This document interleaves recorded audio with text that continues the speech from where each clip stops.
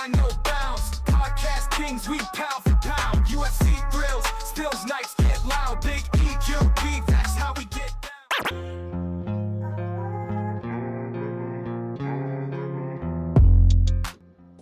Yo, what's up, everybody? Welcome back to another episode of the GRP. Back at it again on a Thursday, and I got some special guests here. Today's show is going to be a little bit different than normal, but I think it's going to be a good one. We got Phil from Combat Sports Today, and we got the MMA fool also from Combat Sports Today. The homies in here ready to talk some fight talk and yeah, just some business, man, because yesterday I got to do my first interview, and I did it because I'm collabing with these guys. So it was a good time, and I'm happy to be a part of the team. So we're here to talk about all that. So Phil, how you doing today? I'm good. You know, I'm on the East Coast time, so it just hit 10 o'clock. But I wish I was on 7 o'clock time like you guys. Just a little sleepy, I'm not gonna lie. Yeah. I had to jump on. Right on. No, I appreciate that. Fool, how you doing? I can't hear Big E. What's that? We can't hear you, Big E. You can't hear me anymore? Oh. I can't hear Big E. You can't hear me? Oh, shit. Okay. Oh, shit. There we go. Can you hear me now? Yep. Yeah, my bad. I muted the wrong one. So, my bad. There we go. So we should be good now. I was wondering why it took kind of a second, because I always have to mute one. That's why I like the way you guys do things, because that was so much simpler. Like StreamYard worked great. You know, it was so easy. Like Phil said that before. So there's a couple extra little things I got to do with this setup, but that's like how I know how to work it right now. But I'm pretty being swayed to go to StreamYard, because that was easy. So yeah, man, you get it for free with me, man. Come on.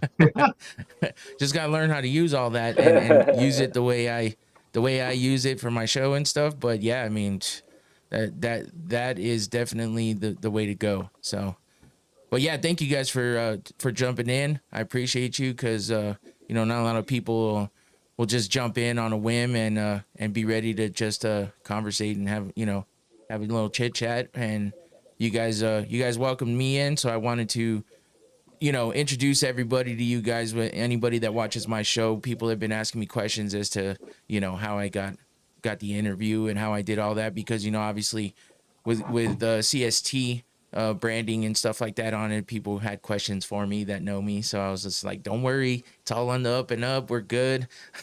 Everybody's been good to me so far, and a lot of support, and I appreciate that from you guys. Yeah, man. Happy to have you on team. I found you just scrolling on YouTube one day, and I was just like, hey, this guy seems pretty cool. Stayed for a couple streams. I'm like, you know what? It's not that bad. And I told Fu about you. Hey, Fu, what do you think about this guy? I think he was like drunk at like freaking like 7 p.m. He's like, yeah, sign this guy right now. Right now. I'm like, hold on, Fu. He said he got kids, man. I don't know what he want to do, man. And then you DM'd me, and I was just like, you know what? I might as well ask her, because I was looking for new interviewers for the squad anyways. So here we are. That's dope, man. I appreciate that. Now, we got to get the truth, fool. Were you drunk at the time or what? I might have been a little bit buzzed. Yeah. No. Uh-oh. Uh-oh. He Come dropped. on, bro. I'm like, hell yeah, dude. Oh, there he is. Like, I'll hop on, and I just started watching, and then the vibe was cool. The background music, I was just like, the way you were flowing was dope. So I was kind of like, oh, hell yeah. Like, and you knew what you were talking about. So I was like, oh, hell yeah. Like, this is a vibe, It didn't feel like a regular podcast. I was like, okay. He's just like talking. I felt like you were just talking, like we were just talking like a conversation, but I wasn't even on the show, So that's what I liked about it. Hell yeah, dude. Yeah. Like, the interviews are dope. I mean, so many, So it's good that we have you on the team, because now we're starting to get way more, and it's better to have more people, Yeah. Especially people that love him. So What's that? Fu was happy to have someone the same age as him. Oh, yeah. I guess we're the oldest ones here. I think I put you guys in a super. I put you guys under Unk 1, Unk 2. Oh my god. That's funny. So, hey, man. I'm happy to do it either way. You know what I'm saying? I'm just here to have a good time and talk some fight talk. And man, doing that interview yesterday, I can't tell you how much I was just like, I was hyped, man. I was like, I can't believe I just did that shit. That's crazy. I just never thought Yeah, I'd be able to do something like that. So because I reached out to Daniel James. I was like, all right, I got a bunch of guys on the squad, and probably only like two would probably be the most interested in him the most. And I was like, you know what? Let me put him with Big E. Let me get him an interview in. Daniel James always seems like a nice, chill guy, especially like with Vinny, the other team member. Always, he did like a press conference or whatever it was in Chicago, and then like he gave like Vinny like nice like good answers, long thoughtful answers. I'm like, all right, this is somebody's easy to work with. So thought the easiest interview for you would be Daniel James. yeah, man, he made it easy because he just flows, man. He just talks, and I'm like, and he gives thoughtful answers too. You know what I mean? You can see those wheels turning as he's talking. So, I mean, it was nice to talk to him because it felt like he's engaged too. Like he wasn't just answering things just like whatever. You know, he was very Yeah, engaged, and that was cool. That was a great experience for my first one, man. yeah, more to And come. the best part is when you have a question, and you want this when like you ask just like a little question, and the fighter just will talk for a while, which is what you want. You want them to talk. You want them to a lot of stuff that people don't know about themselves. I mean, it's dope when they actually open up. It's the best. Yeah, it's like he elaborated without me even having to ask, and I'm like, damn, you like read my mind right now. So Yeah, yeah, that was cool. I mean, I guess that makes it a lot easier to do, not a lot less effort in somewhat of a way, but at the same time, you're still there doing the interview, kind of guiding the way and stuff like that. So yeah, it was a great experience, man. I was so happy to do it, and shit, more to come. I'm happy to hear that. Hey man, he's probably the favorite to win the Rising Heavyweight tournament too. So Yeah. not bad. Yeah, not at all. And for him to say too that it was his first interview back since he's been on that layoff, I was like, damn, that part I did not know. So that took me by surprise. Yeah, that was actually nice to hear. I was surprised too. I was like, oh man, that's pretty cool, man. Like your first interview and then his first interview back, so it kind of worked out. And he said he was excited to talk to you too, so that Yeah, made everything a lot better. yeah, definitely. It makes you feel welcomed. You know what I mean? Exactly. Yeah. So and for him yeah. to just for And him to just like just kind of connect like real quick like that. Yeah, it was great, man. I can't say enough good things about it. Hopefully more to come. Yeah, and then you learn, it gets better, bro. And like me, I still get nervous too. Like it may not seem like it, but like it's crazy. I tell the guys like, damn, I didn't get this nervous when I used to fight. Like I get nervous before every interview. I'm like, but like it gets easier though. Like I may say like, nah, but it gets so easier and it's fun, man. It's fun. I love doing it, dude. It's Yeah, Phil, didn't you just do it's your really fun. 20th interview with us? Right, Yeah, I Phil? just did 20. Damn, Because you 20. made a Not post on. counting like the stuff. Not So probably like what, Yeah, like not counting the 15 ones like maybe? Bellator, like yeah, but not counting the ones. No, I'm saying not counting the Bellator ones that like on site and like other like the regional stuff. Yeah. But I should include those, man. Then I got what's his I name? say like Usman your one-on-one Nurmagomedov. We'll throw interviews. that in there then. Your one-on-one interviews, Yeah, you're no, that's 20. why I count. Damn, 20. That's good, man. You definitely got Yeah, some reps in those are the there. ones I counted. So yeah, man, it's Um, it looks like we got some chat going on. it's like once you start getting the hang of it and you start your schedule start aligning. So good. Now, does the chat appear on Video Ninja? I can't see it, or is it just you that's No, it just only it see? it pops up for me on OBS. It pops up for me. Oh, okay, just Yeah. wondering. So anytime people are on, a lot of times they'll just throw it on in another screen or something. That way they see the chat too. I have it on Okay, on a short delay. That way it comes through pretty quick. But my mom was just in there congratulating me. But we got Obi Tex in there talking about Fu being the GOAT. Vinny Talks was talking about Daniel James being awesome. Rush Hour Fight Clubs. Looking forward to James coming back too. So yeah, it looks like I everybody's think excited Oh, for we lost Daniel Phil. James. I think Obi Talks, Did we lose Obi Phil? Talks Uchiha is Oh, Josh, there I you are. think. Oh, is it? Yeah. Okay. And obviously, you know, Vidi Talks. Yeah, sometimes you gotta like decipher who the people are in the chat because the names are always different than what you would expect. You know, people throw off the wall names on there, and you're like, "Hey, that was me in the chat." I was like, "Oh, damn, you should have said something." What's funny about like my YouTube like account, like on the app, it has like 4 accounts for some odd reason. Like, well, I have one as my personal, you know, like just like my normal name, the Combat Sports Today. And then my for some reason when I logged into the old CST like Gmail, because I don't use that at all, it like logged into YouTube as well. Oh, And then I had freaking my homies. I don't know how my homies' YouTube account ended up on my freaking app. So you're like, you know what?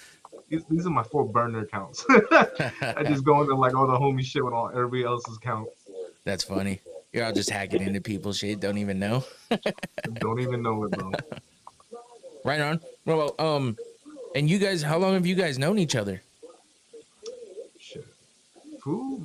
I met Fu, not met, but it was like in a random like Twitter space. It was just like the homie Ro was doing like an MMA fantasy draft thing, and I just hopped in. I'm like, because I love fantasy football, so I was like, MMA fantasy, like I'm all in. So I hopped in, and I was just like, yo, put me in. And then they threw me in a group chat, and then like Fu was like the first one to follow me, and I was like, yeah, I'll follow you back. And then he was part of this previous group, and he's no longer with them now, but he reached out to me and just said, hey, you know, if you need someone on your team, I'm willing to join, you know. And then I said, yeah, fuck it, like hop in. Just need somebody to do interviews. And then he did the first Spanish interview we ever did with a one championship fighter, which was pretty cool. He actually did when we first started getting interviews for one championship, he did the first one, like from the PR of Oh, one okay. championship. Yeah. He was like, hey man, I got a Colombian kid named Johan Estupian. He was like, I don't know if you guys, you said you have a Spanish speaking guy, right? I was like, Foo, this is your job. You better get to it now. This way you joined the team. And then he did it and killed it. Now we're big fans of Johan. Yeah, I think I listened to one of your interviews Yeah. that you did in Spanish. I was like, damn, he's smooth with it too. Just gets it Yeah. going. He's a Spanish There's a interviewer. couple. I got like 3 or 4. The translating part's the hard part. Like after like doing the subtitles and that, like because a lot of like the guys are like Cuban or something.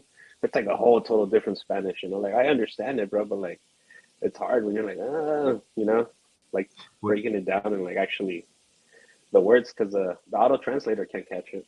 Right. And when you did the Cuban guy, Gustavo Trujillo, even I could tell like, damn, this guy speaks fast for Spanish. Yeah, I And I wouldn't was be like, able to even keep up. Fu just texted me. He just texted me. He's like, dude, this dude talks way too fucking fast. Like, what the hell, man? And it's like I hate doing a translation because you have to like slow it down.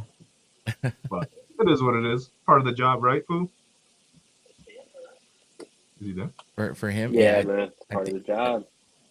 I don't know that I couldn't do it. I mean, I can understand it, but speaking it, it's not fluent for me. I can say a couple things here and there to get me by, but understanding it, I do a little more because my mom spoke Spanish, my dad spoke Spanish to me all the time when I was a kid. They still do, you know, when I see them and stuff, they still, you know, Spanglish type shit.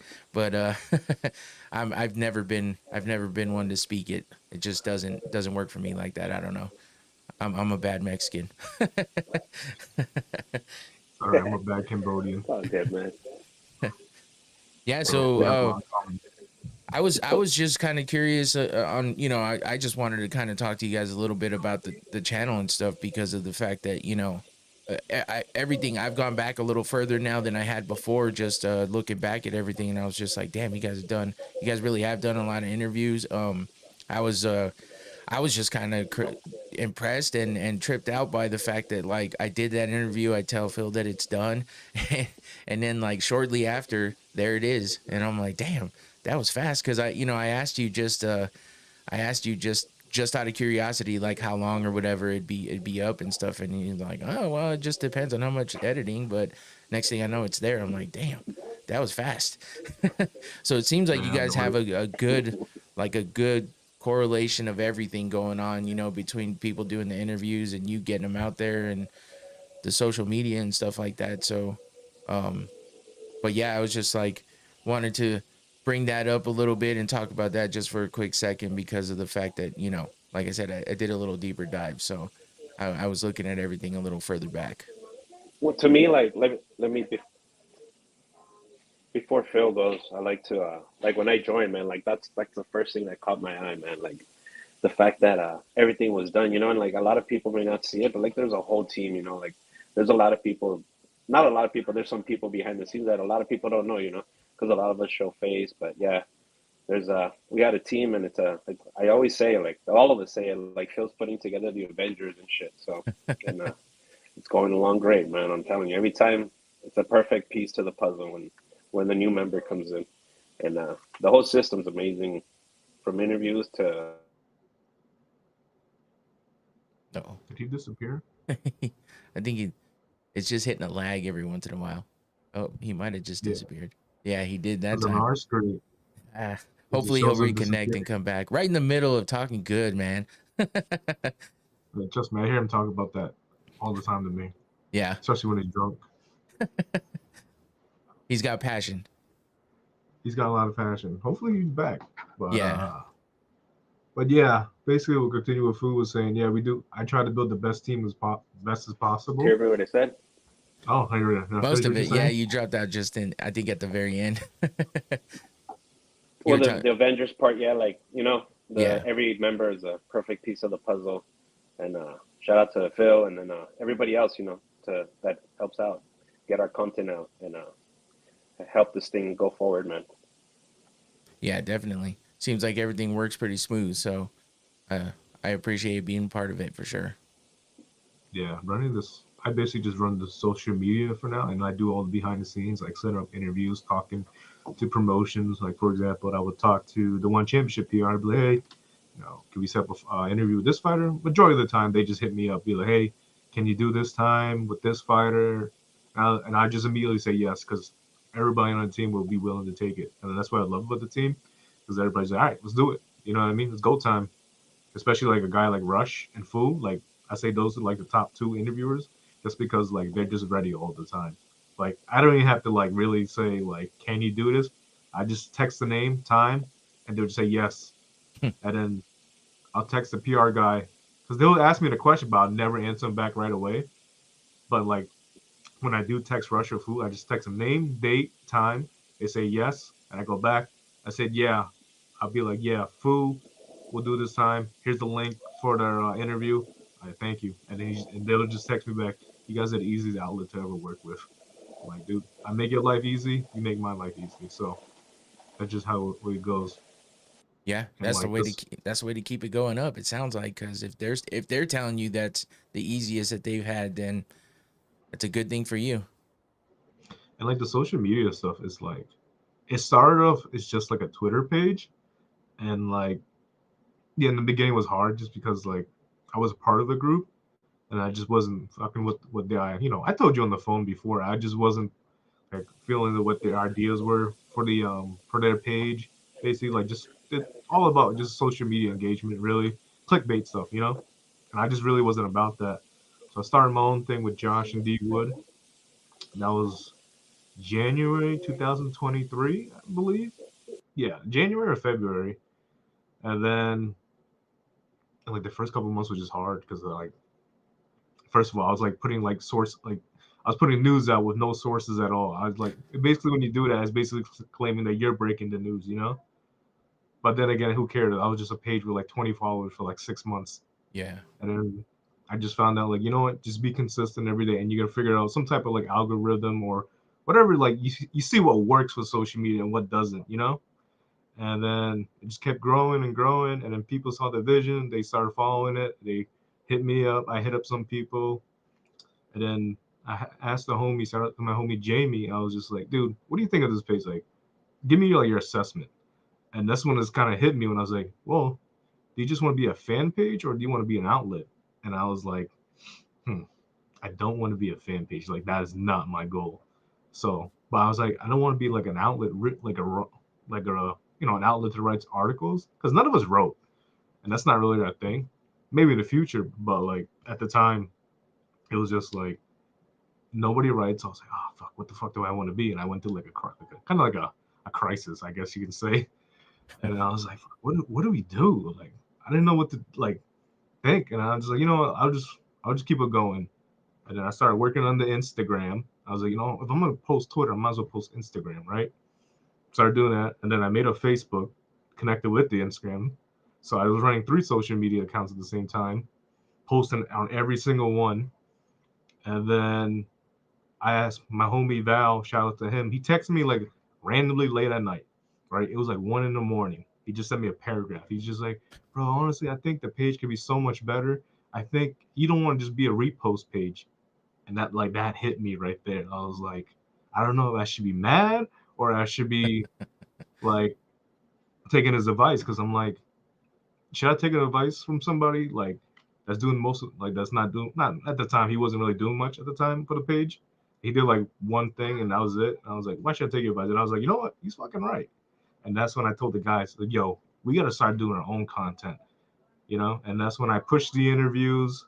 I pushed like you missed the comedy skits. You didn't see the comedy skits. Maybe we'll get back to those. The comedy skits were hilarious with bootleg Bilal. But and a bunch That's of just other a stuff funny too. name too. Yeah, it's our homie Jay. He looks like a bootleg version of Mm, Bilal. okay. Yeah, and that's where we had the comedy skits with him and everything, a bunch of other crap. I mean, just to wrap it up. Yeah, then we started doing our own content, and I started bringing in you guys, and then all of that stuff finally started to pan out. You know, got promotions such as like Karate Combat, One Championship, Verizon reaching out to us to like, hey man, like we want to work with you guys. So, and here we are today, newest member of the team, Biggie. Hell yeah, Yeah, man. yeah, Yeah, yeah. that was That my long that breakdown, does but sound funny though. You guys are doing some skits and shit for a little while, huh? I mean, it wasn't all of us. It was just Jay, Oh, and okay. because like I brought in, you haven't met Jay yet, but yeah, yeah, he was supposed to be the BJJ guy when I first recruited him. It turns out that like he doesn't have good grammar when he types or anything like that. So I'm like, oh shit. Like, and then I had Jay like run the Twitter page for like the results like for Saturday nights UFC and stuff like that. And I was like, this tweet could be better, worded properly. And basically, he was typing like with slang, I guess you could say. I was like, all right, this Okay. is not him. But I remember when I made the TikTok for Combat Sports Today, and I just saw him doing funny ass skits on his own TikTok. And I was like, you know what? I would just use this guy for skits. Like, and he did it, and it worked for a while. But then, he had a kid, so you know what I mean. He's got to make more time for his kid. So I'm not gonna push. I'm not gonna push him to do skits when he has a brand new baby on the way. You know. Yeah, and that I mean that's part of the what stops a lot of people is, I don't want to say that they're family or anything like that. It's just that you do have to, and you got to stay engaged. You may have passions for things, and I know a lot of people don't get successful unless they really pay attention and focus on those things. But you got to find that good balance between, what you want to do, what you got to do, and what your inside tells you to do. You know what I mean? That's why a lot of times, like, I have to pick sometimes, because I'm like, I don't want to just leave my wife out there by herself. You know what I mean? She doesn't mind so Yeah. much, but at the same time, I don't want to be in this room all the time, not doing anything but this, because I love my wife and I want to spend time with her and our dogs, and my daughter still lives here in and out, but still spend time with her, and then whenever my other daughter shows up. So it's always a balance for me, because I've always struggled with that. It's like I work a lot, going out of town and stuff like that for work. So it's always been a balance of what can I do while I'm not at work, and still be able to hang out with my family and be with my family at home. And I know a lot of people get wrapped up in the things that they're like passionate about, and they let it take over. And sometimes that's what makes them successful, but then it's at what cost. So I just try my hardest and my best, and if I gotta say no sometimes, I gotta say no sometimes. That's just how it's always been for me. But I started doing all this, and they've just supported me through it all. Just starting my own channel and doing the podcast and stuff, and I'm just trying to get better and better all the time. I got to give a shout out to my guys that I was podcasting with before that helped me out a lot. our last podcast was called Technically Unsound, and we had a couple guys in there, and we all helped each other out a lot, and that's how I got started. And that's how I wound up with all this stuff that I have, because we would always be trying out new things and new technology. And, you know, I was the only one that's really into MMA. One of the other guys was a little bit too, but we just, I just kept it going. They supported me, even though, you know, they didn't know as much as I did, but they would ask questions. They'd show, you know, interest in it and everything like that. But yeah, I would have never gotten into any of it if it wasn't for me starting on that podcast. So, and then my brother-in-law is really the guy that got me in, and with them and stuff. So I just I appreciate all of them too, because I've loved podcasts forever. I just never thought I'd ever do one.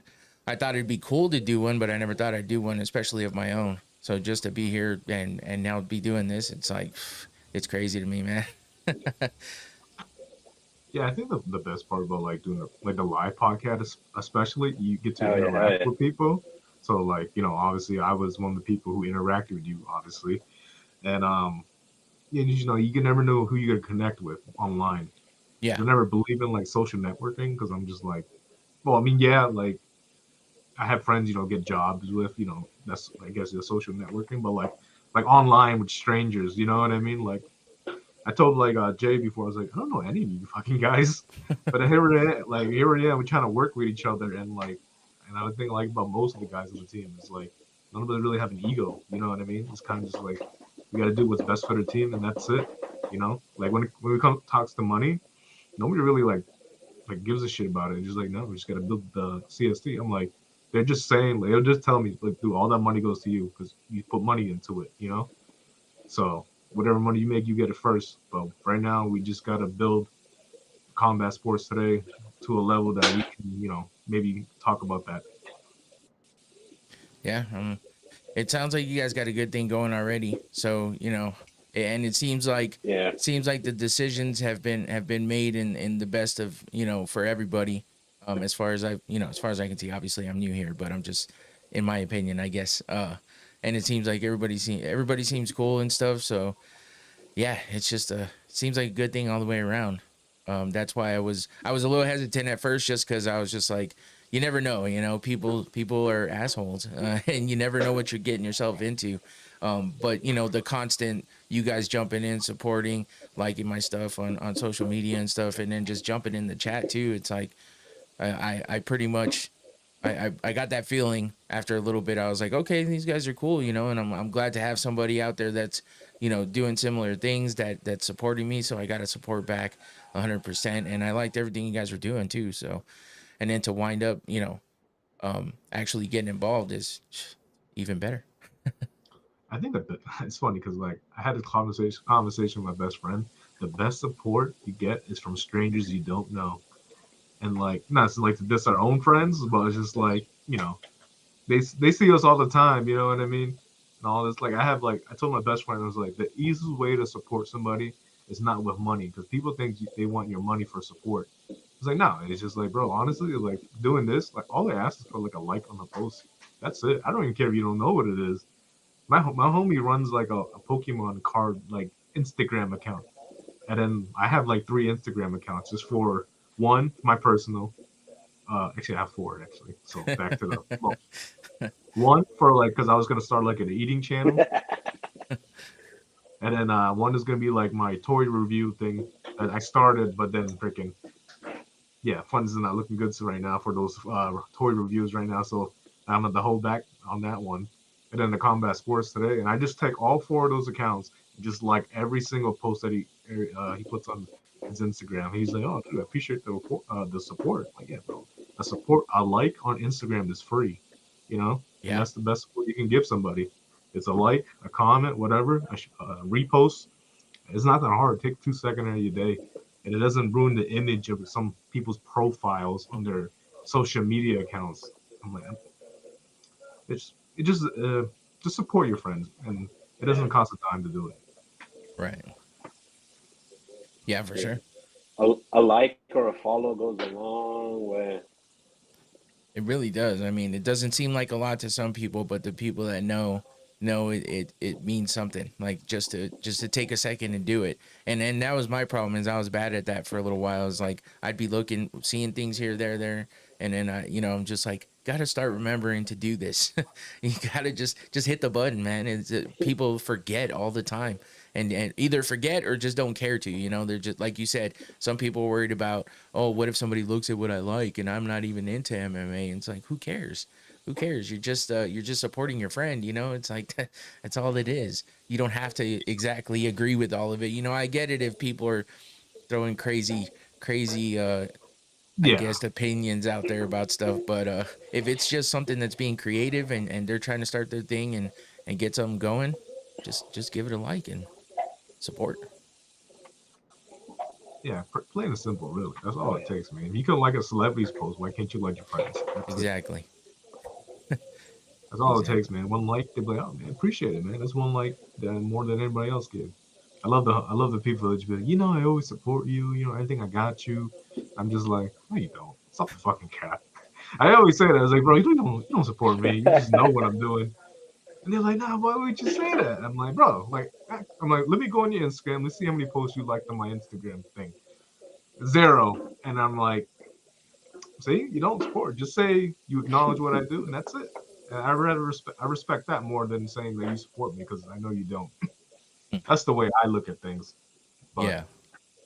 Yeah. And, it it's easy. It really is easy for somebody. They just gotta if they and just because you haven't if you're out there listening and just because you haven't done it doesn't mean that you're a bad person. It just means you haven't maybe you haven't thought about it. Maybe this is your time. Maybe we're sparking that little thing in your head to get you to think about it and just remember you got somebody doing something. Just give them a like. Give them a like. yeah, right. Or Repost just, something every once in a while. I mean, I don't mind you guys listening either, so that works too. I Yeah. mean, maybe I don't know you guys are listening, but my bad. So No, and that's the Like thing. when Just whenever somebody's on, go ahead, man. like somebody's online, like somebody's recording, I try to go in, even if I'm like home, like I'll throw on my headphones and try to show support, even if it's not even people from CST, like anybody on Twitter, or they're like, oh, I'm going live in a little bit, like I try to go in and like comment, like ask questions, even take notes from people, because there's so many people trying to do this stuff. So it's like, and there's different variety of people, so many freaking people, it's insane. But I should try to show as much as I can support, and I love when it gets reciprocated back. Hell yeah. yeah, and like the thing is too, like when you can support anybody, right? So like sometimes there's like a reporter on that I follow that I'm cool with. That dude only like he wrote a nice article, you know what I mean? And he works for like a good outlet, and like it only had like one like, and that's it. I'm like, oh, let me like and repost that, and I would do that consistently. And like a couple of those guys would just like randomly DM me, just be like, dude, I really appreciate that. Like, trust me, I'm gonna remember this, like your support. And then like some of those guys that like remember the support, they make it somewhere, you know what I mean? And then eventually you're already cool with them. They're like, hey, I can help you out with this. If you just sign up for this, and then I put your name, put my name down, I get you in. You know what I mean? It's always the hookup. You never know what happens in the future. Yeah, and some people take that and kind of be like, you're just doing it to see what you can get down the road if something happens, but that's not even it. It's like you just think about it in the manner of, hey, if I ever got somewhere, I'd remember those people.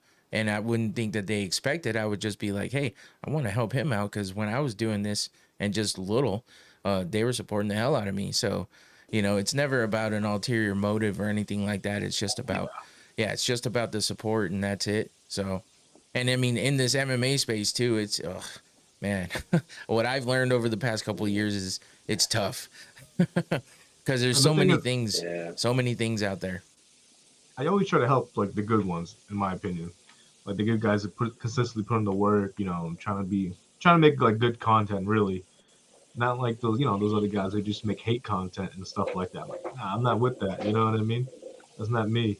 Yeah, But I have that, people get appreciative when I like show them love on my page and everything like that. It's like you have a bigger following than most of us, so I appreciate you giving us a like, comment, and everything like that, shouting us out. So I'm like, yeah, because I got you guys. yeah. Because I was a small page too at once, so I'm gonna help you guys out. Hopefully, you guys consistently, keep grinding like I did. You know. Yeah, and that's something a few people told me to remind me when I was feeling kind of down about things. Cause it's not that I ever want to just be like super popular and have all kinds of views and subscribers and followers and shit. It's just that, you know, you kind of want to feel that your shit's being seen and liked, you know, a little bit at least. So it's not about becoming famous or making all kinds of money off of it. At least for me, that's how it is.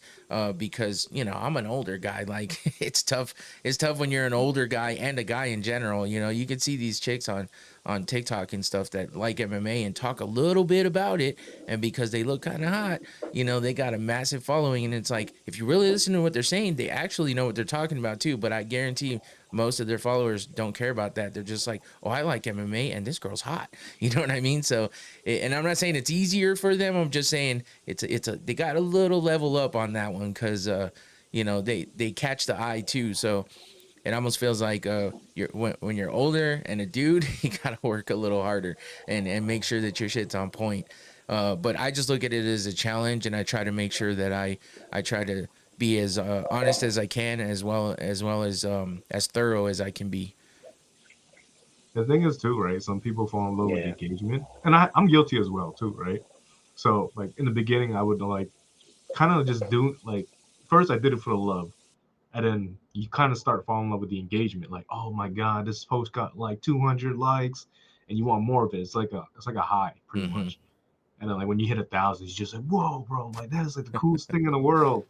And then I come to realize like as soon as I started chasing for that high, I kind of like stopped falling in love with what I was doing, and that's when I like took a step back and was like, am I doing it for the passion, or am I just doing it for the engagement?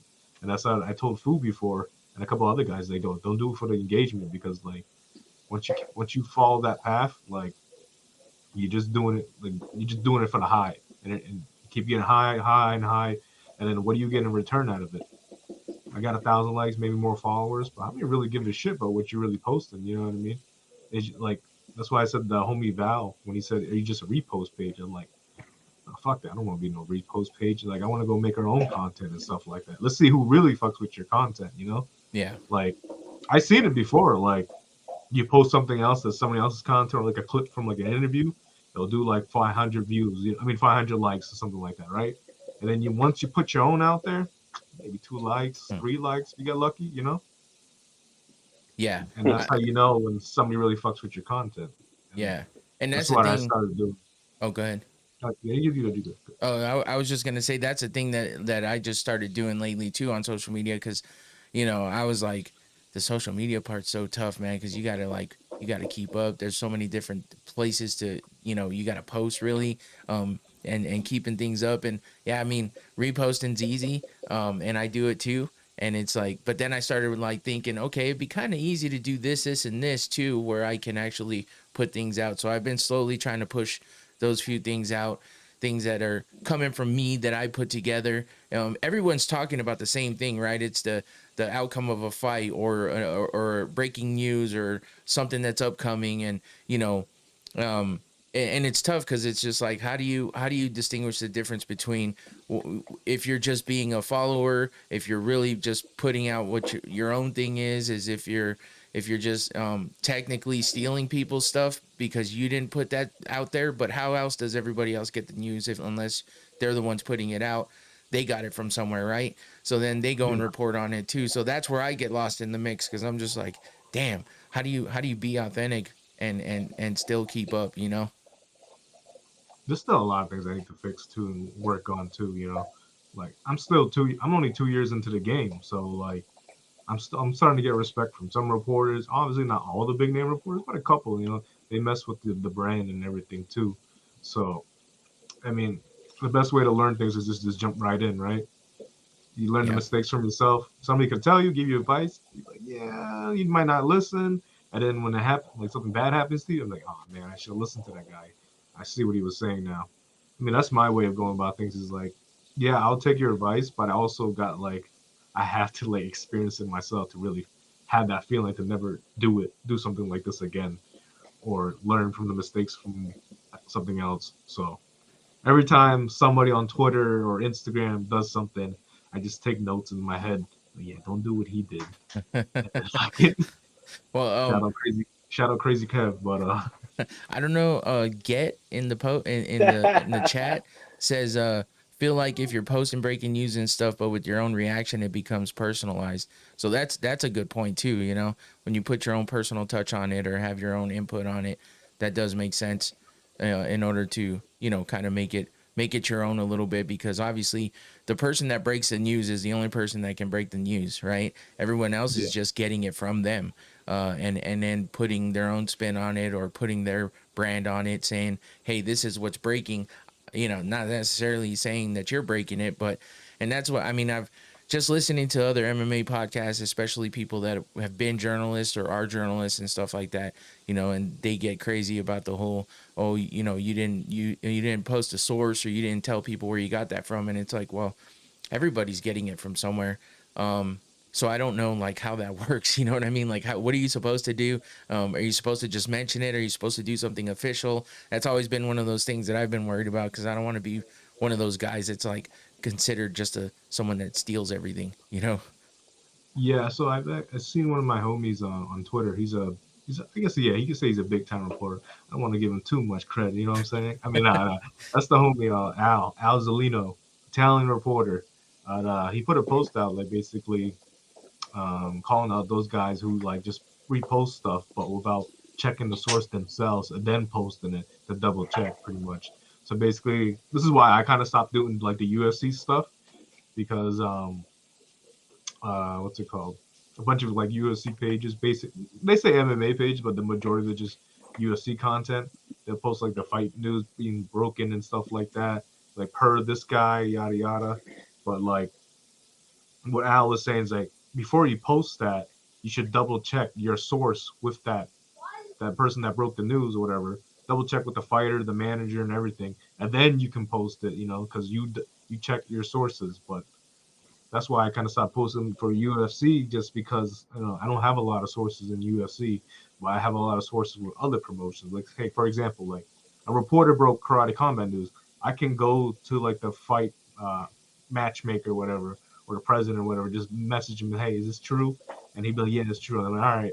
And then you put like, oh, first reported by this person, and then the whatever the fucking news was, or one championship. Like one championship, I kind of just already know. So it's just like I could just put it out there right after that person put it, because I already knew. I'm part of the one championship ranking, so I kind of know a little bit of things. Flexing. No, I'm just kidding. Flexing. Come on, man, stop playing with me. I Hell was yeah. gonna wear my one hat, but I was like, And to touch back on the love for it, bro. Like, there's been times, like, not anymore, but like when I first started, I was like, like, but like once I lose a love for it, like I'll stop, bro. Like I'm not. Hey, if there's stuff that's coming out of it that I never expected, like going to Bellator and covering Bellator, dude, that was insane. Like Khabib was like right next to me in the back.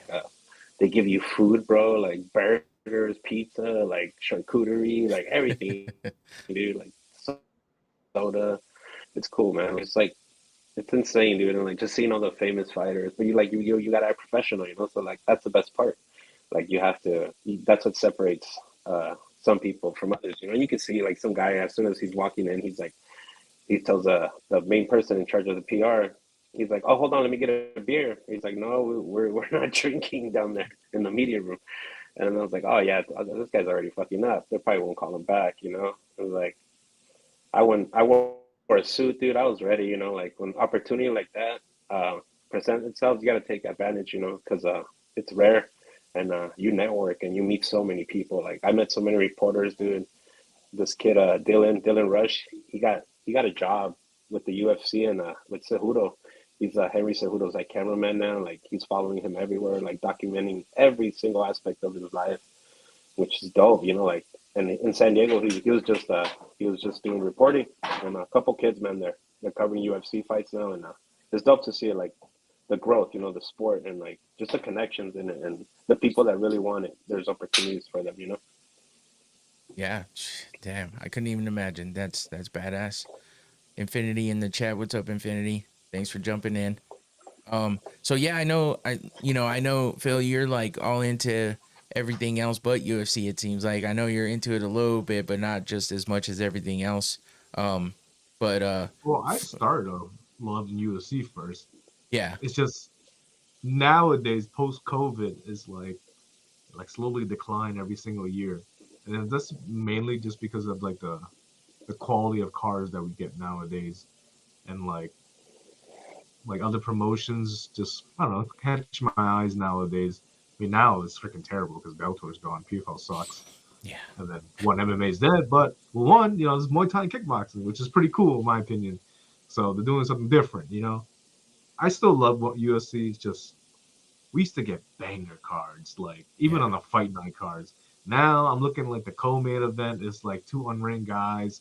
One's a washed up fighter versus a sort of up and coming guy. I think is mid. It's just more name value more than like the actual quality. Like for example, we had Drew Dober as a co-main event. No Amanda disrespect, Hebas, Mackenzie Dern at the Apex. dude. I just can't, bro.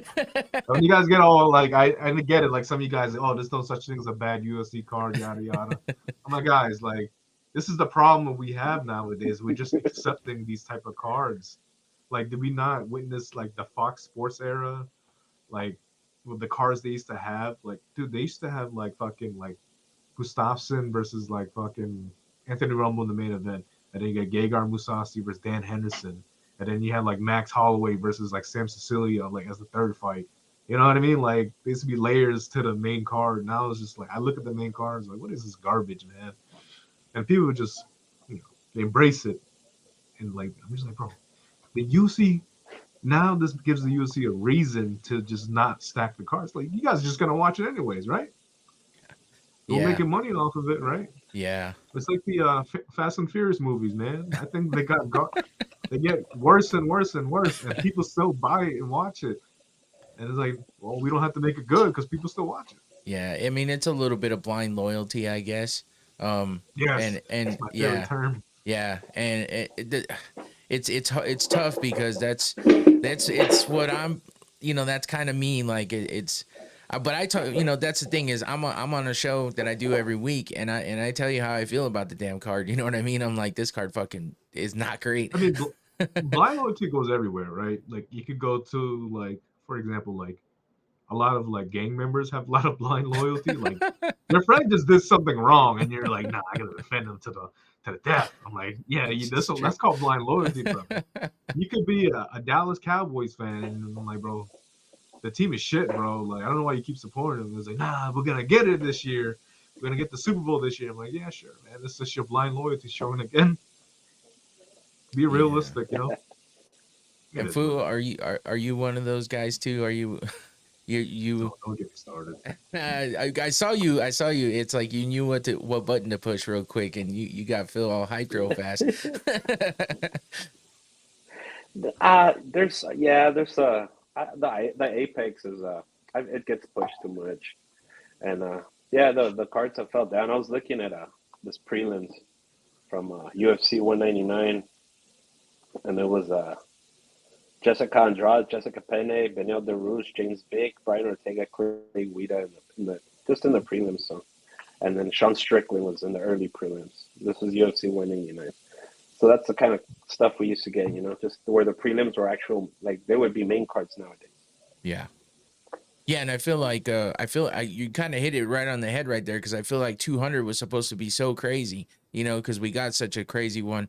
UFC 100, I got a poster back there. 100 was so dope, but then and everyone's expecting that for 200, and instead we get cancellations, we get people doing this, doing that, fucking replacement fights just because they want to make it go, and then they throw up all over the canvas and make it look stupid with that yellow shit. So it's like it feels like 200 hit that spot, and that's when we started with the decline. It's like it got oversaturated, too many goddamn fights. They're just going to please the TV deal and all that shit, and then and then COVID hit and the Apex stuff just fueled that fire quite a bit. Now they're just like, let's just throw this person and that person. And I kind of get it to an extent because there's over 600 fighters on the roster and this, that, and the other thing. So I give them a little bit of leeway with that one because it's like, how do you find a place to put these people? But also, how are you bringing up any stars when you got that many people? You're not putting any effort into anybody. Everyone's just just kind of able to be pushed to the side at any point in time, you might be passing up on good talent. You know, look at Impa Kasangane. You know, he bounced back and did pretty well in the PFL. And that's just like the guy I can think of recently that they just kind of pushed to the side. Yeah, he got a highlight KO on him or whatever in the UFC, but I think he only had 2 losses when he got cut from the UFC. So it's like it's almost like everybody's disposable now, unless you're like one of those big names that bring in a lot of people, put a lot of asses in seats. And I get that from a business aspect, but what about the sport, right? I think the thing is too right now is that the UFC is under new ownership, right? They're under the TKO, the Amari Emmanuel, and I forgot the other guy's name. And I felt like when they were with the Fertitta brothers, there was more love and passion into the sport, you know. Yeah. So when they sold it, you know, with the to Amari, I forgot the name of the group. Well, I mean they go by TKO now, so I just go with TKO for the name. WME. WME, yeah, there you Yeah. go. Is that whatever they was doing in the beginning, they was just trying to make the money back. So they trying to put, you know, they would stack the cards in the beginning, and then like I think they just saw how much money they were making just without even stacking it. It's like they don't even have to try anymore. So they just like I just feel like WME doesn't really or TKO doesn't really care about the quality. They just see the money coming in. Like, yeah, we don't care how the card looks, you know. As long as it's bringing in the money, who cares? But rather than the Fertittas, like I wouldn't even pay to go to this event. Fuck it, stack that card. You know what I mean? Yeah. Because Fertittas were there since the beginning, you know, and they bought the UFC at $2 million, and now they sold it for $4.2 billion. Yeah. So Yeah. The thing with the thing that I hate and love at the same time is Dana White's Contender Series, because you're getting all these like new fighters with low contracts, you know, and most of them are from Brazil and they're willing to take a little pay cut, and then you're getting rid of the good prospects, you know, that are up on top, or just good fighters, you know, that they want more money, you know, because they put on shows, they win. Obviously, some lose, you know, and the UFC is waiting for them to lose, just so they can cut them and replace them with a new face from the Contender Series, you know, which is good. I love the Contender Series. Don't get me wrong, man. It's a dope ass show. Sometimes you get some badass knockouts, badass stars, you know, future stars. And but yeah, that's one of the problems I think. But I love the Contender Series. But yeah, just the contracts that are given out. That Yeah. It's kind of like tough, you know, where you got locked into that like multi fight contract after you get out of tough, and you're stuck with the low money, even though you worked your ass off in the house and had to get filmed like day in, day out, didn't have no outside contact. And then you get out of there and you're like, oh, cool, I'm in the UFC. But like, you're still kind of got pennies. They don't do a whole lot for you there. But at least we got some real good talent out of the Ultimate Fighter in the beginning. I can't believe it's still going and that they're going to do it again with, of all people, DC and Chael. Like, you know, it's going to, I mean, you might as well be WWE at that point with those two. But hey, man, I can't lie. Hey man, the TKO, they own WWE too. So like, hey man, these two can sell, and they're both wrestling fans too. So yeah, then and that's what I mean. honestly, but Oh, go ahead. to be on TV for 20 years, like, or like 20 seasons, man, that's tough, bro. Like on actual TV, or like not streaming or anything. They've been on TV for 20 seasons already. So Yeah. not so many shows have been on for that long. No, and I get that. I guess my only thing with it is it's the brand. You know what I mean? That's what keeps it going. Like it's just the brand that keeps it going. It's the coaches that keep it going. It's Dana White that keeps it going. You know what I mean? They're not it's almost like they just need to revamp it or something just to get some more, because it just doesn't seem like the viewership is really there either. I mean, I see nothing but, and I hate to be a part of that, but I do see nothing but kind of negativity with it, and it's like beating a dead horse. And I tried to avoid all of it for so long, and then I just got to a point where I was like, I have to come to terms with the fact that this is what people are saying. I'm starting to see it, and I was in denial for so long because I'm like, I love the Ultimate Fighter. I watch every single episode. That blind loyalty again, you know what I mean? So like, I've seen the progression of where I've been as a fan, and it kind of drives me nuts because I'm like, damn, they're kind of right, and I don't want them to be. You know, and with the Contender Series too, it's like Dana tried to turn it into, you know, getting pissed off at the fighters and not giving anybody a contract in a night because this, that, and the other thing just happened, and nobody wants to fight, and people are wrestling too much and being boring and just there to win and trying to edge it out, you know. It's almost like he tried to get back to the Dana of old, and instead he just kind of looks like an asshole. Which is fine because that's what he kind of was before, and that's what made him a little bit popular. But now it's in a different manner, and it's coming from a guy who's a billionaire, so people don't like that, you know. What's crazy too is like some of the fighters that he signs is like really, really questionable. Like, oh god, I'll never forget the day he signed Jamal Pugs, whatever his name is. Oh, That yeah. heavyweight. That decision his way to the fight. And remember, heavyweights going decision is not, in my opinion, is not great. And I think back in our days, you know what I mean. I mean, you guys are a lot older than me, but like when I was watching UFC, heavyweights were getting first round knockouts. You know, they were finishing trying to quit. Nowadays, bro, like they're going all 3 rounds or even 5. To be honest, I'm just like, what is Huffing going and on? puffing. Huffing and puffing, like they're already done after the second round. And the day that I remember, I kind of like flipped out on that day when he signed Jamal Pugs. Like, he had a terrible performance. I'm just sitting there like, this guy is not definitely getting signed. There's no way he gets signed. And then like during his interview, I think he started singing a song or something like that. I don't know if you remember, Food. Like he started saying something, bro.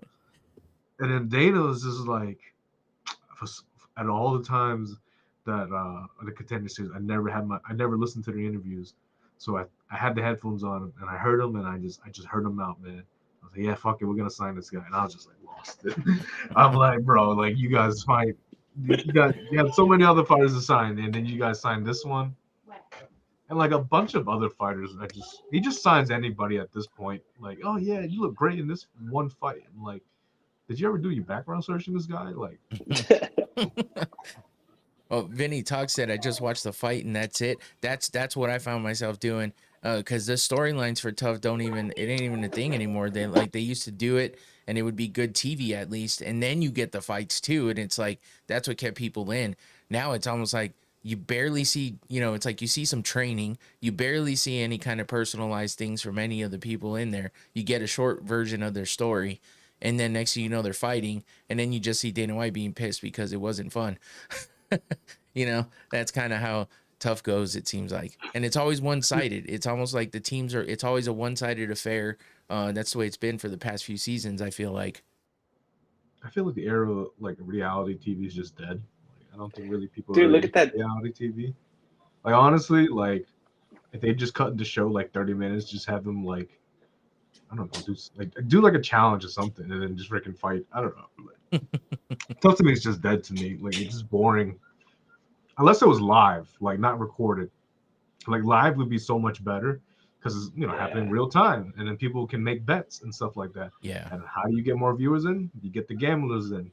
So they did it once. They did one season, right? And I believe that was the season that Michael Chiesa won. Chiesa, yep. Yeah. So I think that's the best way to do Tough. Like having it pre-recorded, it drives me nuts. I'm laughing at the chat. He's like, whoa. Love is blind, love on the spectrum. I don't even know any of the shows. Is that Get? Yeah. Yeah, that's my homie, yo. That shit's funny. He suffers from blind loyalty too. Jose Medina that fought in the UFC Mexico, he lost the Contender Series and then he got signed, bro, and he lost 2 straight fights. How about Therese Finney, who had all kinds of hype around him, and he fought 3 times in the Contender Series and came out and just shit himself. Like that was a shit fight if I ever seen one. I'm like, what the fuck just happened here? People hate the Apex, right? I don't. Like, I really don't. And like sometimes when they have fighters, like certain fighters, like Therese Finney, like these are the guys that belong in Apex. Because I would not pay to watch that. Yeah. Like I'm not paying to watch a Therese Finney fight. I'm sorry, but like that performance was dog shit. Like, even he said, it was bad. Yeah. And if you put that in like a Kansas City crowd or Miami crowd, bro, never again. Like I'm just like, dude, get this car out there. Put him in Apex, man. But yeah, it's crazy, man.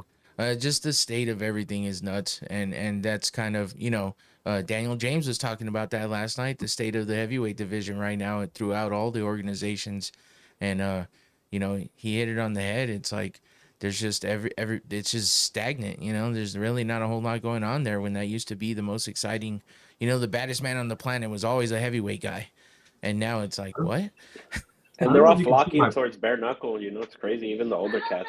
Yeah. It's I don't know if crazy. you can see the posters in my room. Like maybe we can shine the light. That's actually like I don't know if you can. Oh, here we go. That's actually Nogueira and Fedor, and that's the Pride. I mean, not the Ryzen heavyweight Grand Prix 2015. Okay. That's how much I love heavyweights. Let me see if I can fix my camera. I'm real quick. basic Just over doing here that. with all my can't see UFC. No, I got that off Google too. I got all the old school UFC posters. I got gifted those. It's kind of crazy because there's a lot of old ones in there that even Daniel James noticed that yesterday before we started. He was like, "What you got back there?" He's like, "I see Chuck Liddell. I see PJ Penn." I'm like, "Yeah." It was kind of cool that he noticed that. I just know, yeah, like I just noticed I just have two heavyweight posters on my wall. But yeah, Nogueira and Fedor. Come on, those guys are legends, man. Those guys went to Goats. war back in the day. What? And then I had the Ryzen open weight tournament, which is like I had Yuri Prohaska, Vadim Nemkov, a couple other guys too, like even like the PFL champion at one point. Just guys who just went in there and trying to kill each other. I mean, you're a heavyweight. What the hell you want to go 3 rounds for, man? I mean, those guys are just basically like, let me get in and get out, Yeah. Especially like it's not even just that, like MMA, it's also like kickboxing as well. Like with Rico Verhoeven. Like, yeah, he could be arguably one of the greatest heavyweights of all time, but some people don't put him in that category because he's just a point fighter for a heavyweight. Like, Yeah. especially like at least the only thing that's worked like that's still great is heavyweight boxing. At least that's still great, You got Usyk, Fury, Wilder is kind of like on his way out, but then you get guys like Daniel Dubois, who's freaking knocking dudes Dubois. out. Anthony Joshua when he's not getting knocked out. Yeah. Michael Hunter. Michael Hunter, Young, Joseph Parker, and then I beat Caballero. I can't say his last name, but yeah, heavyweight. Everywhere else, man, is trash. Yeah. It's man, it's just disappointing. It's disappointing because you just remember and I hate to again, I hate to be that old guy that's like back in the day, but there's no way around it. I mean, even people that even yourself. I mean, at your age, you're still talking about back, the cards from back in the day because that's how fucking good they were. And I mean, there's no way around it. It's just if you look at the history, all the people that are brand new fans, it's like you don't even know. You don't even know. Yeah, man, these new COVID fans, like UFC fans, man, there's something else, man. But I don't try to talk down on them. I would just like suggest something to them. Hey, man, you should check out these guys back in the day. These guys were awesome, and like give them. Uh-oh. Shit, he dropped out this time. Oh, I thought that was me. No, he dropped out. That's how you dropped out a minute too. He'll come back. There he is. Here we go. Here we go. Yep. I don't know if it happened on the YouTube screen, but on our side of things, you guys just disappeared on me. There he is. I'm like, yeah.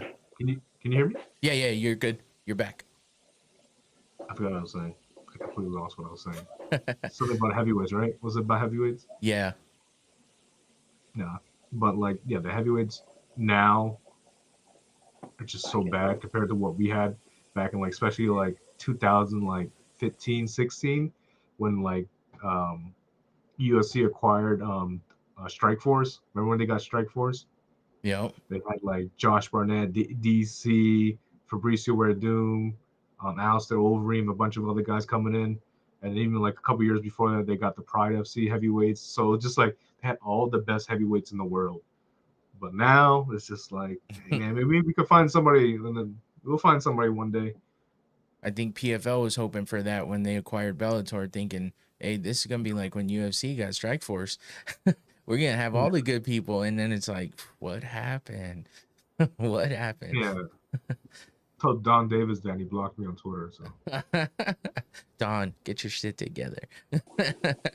But I mean, speaking on good cards, at least, this past UFC, I don't know if you guys watched all of it or whatnot, but I feel like it was a pretty good card. I feel like it's probably been the best card this year so far.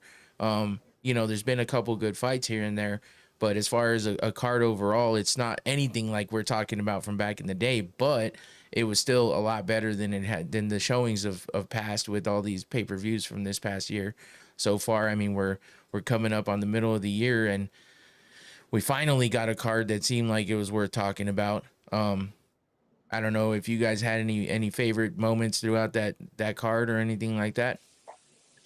Who you were first? I can't hear Phil, but I can't hear him. But my favorite moment was the Paddy Pimblett winning, beating Michael Chandler. That was my favorite moment of the fight. Yeah, of the whole card. You a big Paddy fan? Yeah, I'm one of the biggest ones, man. Ever since he started out at Cage Warriors, he came on. Been dealing with all the hate, but we're on top now. Yeah, I mean, the thing is what's next? What's next for him, and how he does in that, because we seen him, go up and down a little bit. He started off hot.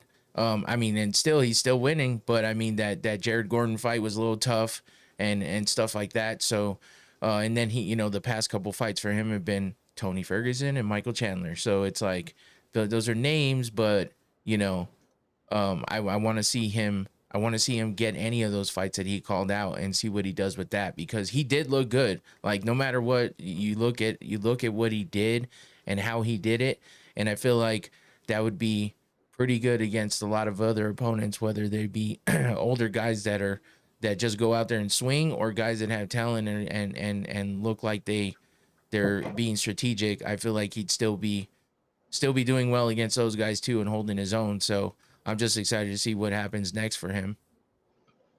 But did you have anything, Phil? I'm trying to think about the fights. I remember specifically saying to my homie, at least at work, and I was saying like, "Yo, Dominic Reyes is an underdog. That's easy money. Like, this dude's gonna knock out Nikita Krylov." I'm like, "Dude, that's the lock of the week." I didn't even bet it, bro. That makes me disgusted. It was plus money as well. Yeah. It just knocks him out like Conor McGregor style. When he stepped back, was it the right hook or left hook? But he hit him with it and he put him out cold. That was one of my favorite moves of the card. I said Patty was gonna win by TKO. My buddy had the over, and we still didn't put it on a parlay. Damn. That still makes me disgusted. But that was something that we both would have fucking hit.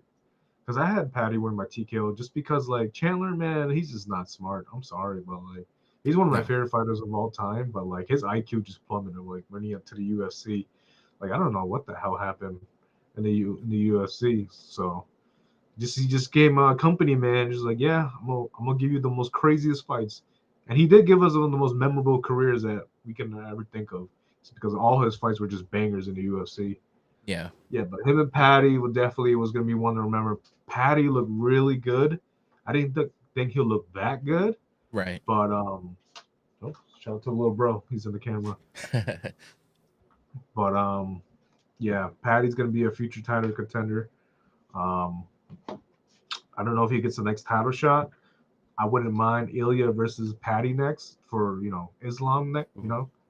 Yeah. Because I think Islam's waiting to see what happens for Bilal and JDM. If Bilal loses, he's gonna go up. You think he's gonna get Bilal a rematch? Absolutely not. But yeah, those are my two favorite moments of the card. Yeah. Why did I just space on his name? God damn it! Who was the first one you were talking about? That beat Krylov. Dominic Reyes. Yes, Dominic Reyes. Damn. Reyes. Oh, did you say? I didn't even hear you. Yeah. No, I was happy as hell to see Reyes win like that, man. I mean, I like Krylov too, but Reyes, man, I've been waiting for him to do something, because he was down so hard after he lost to John, being that fight was so close and all that shit, and then just for him to drop those fights like that, like he did, and he just looked like not himself. And then he came out, and I heard all the lead up, all of his, kept saying, "I'm not back, I'm better." And I'm like, man, sometimes when people say stuff like that, it's because they're just trying to hype themselves up and get their confidence up. But he meant it. He meant it, and he showed it. And that shit was impressive. I enjoyed that one. And they need a guy like Reyes back. Yeah, it was a good fight. It was a great fight. They need a guy. I was like, somebody's gonna go to sleep. I'm glad it wasn't Dominic, man. Yeah, Hey, Fu, can you especially hear doing me? it the way he did. Fu, you can hear me, right? Yeah. Oh, Fu, I don't know if Fu can hear you.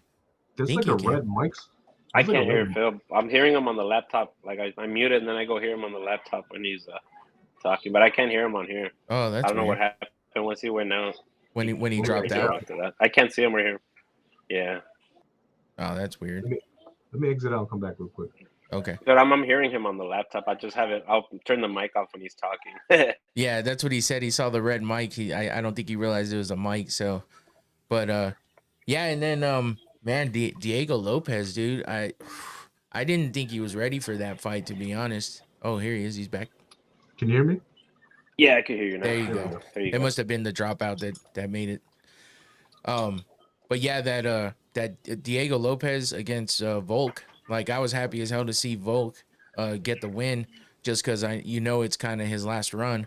But Diego, I kept saying from the beginning, I was like, I don't know that he's ready for this one. I mean, he's been looking damn good, but I don't think he hadn't fought anybody kind of to the caliber of Volk, I don't think. And so that was kind of my thing. And so I was thinking this is probably the best case scenario for Volk, even though I know Lopez is a beast. And I mean, he got touched up. Volk got touched up big time, and he got dropped even. But the fact that he came out with that win in the way that he did, I was just happy about that and happy for Volk on that one. But Diego looked pretty good for a little bit. I just think it was a little too much for him at the moment, a little too fast. Yeah, based on like watching that performance, like really made me realize that Lopez doesn't know how to cut corners at all. Like when Volk, like people say Volk was running away, it's just not. Diego didn't know how to cut corners. Yeah. That's what was ended up happening. Really had no head movement. Didn't really use his jab. Didn't really kick enough, in my opinion. His grappling was fine. Like after the first round, he didn't really get taken down again, or at least Volk didn't have to try. But yeah, it's just honestly like it wasn't the greatest Diego performance, just because of like those things that he could have really worked on. Just like especially the cage cutting. Like he caught like Volkanovski a lot of times, but like when he caught him, he just never capitalized on it. Yeah. Like when he had him when he hurt him in the eye, I think he had a knuckle in the eye, and like what was that, the fourth round? Yeah, Like I think so. he would just basically like following Volkanovski instead of like cutting his corners. And that's what like it really irritated me. Is like you're just letting him run away from you pretty much. Like you're trying to finish him while he's hurt, he just didn't get to it. So Yeah, he was I just think jabbing Diego and was gonna circling bounce out. back.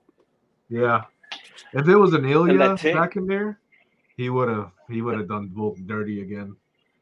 Did you see that My tick that he opinion. has where like he does that thing to his like that kept throwing me off because he'll like throw something and then he'll do that, but like that should be like a hook, or Yeah. something. It's almost like he Yeah. paid more attention to making sure he did that than it was doing the next thing in line, like the next portion of his combination or something. It reminded me of Mike Tyson biting his glove that whole time. It's like, what the fuck are we doing?